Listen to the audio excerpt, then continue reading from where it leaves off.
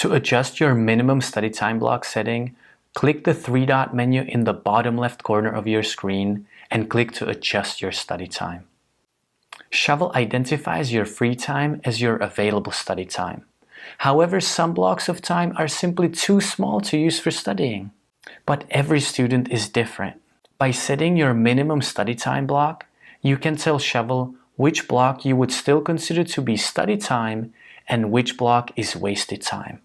I was the type of student who would always need at least an hour to get something done, but you may only need 15 minutes. And as you can see, here it makes a big difference. In my case, any free time equal to or bigger than 1 hour will be study time, and anything smaller will be extra time. Your goal is to go through your schedule and see if you could move a few things around to waste as little time as possible. For example, here, by doing my workout a little bit sooner, I created more study time on Mondays. Now that you have your schedule, try to maximize your study time or create meaningful me time by eliminating extra time.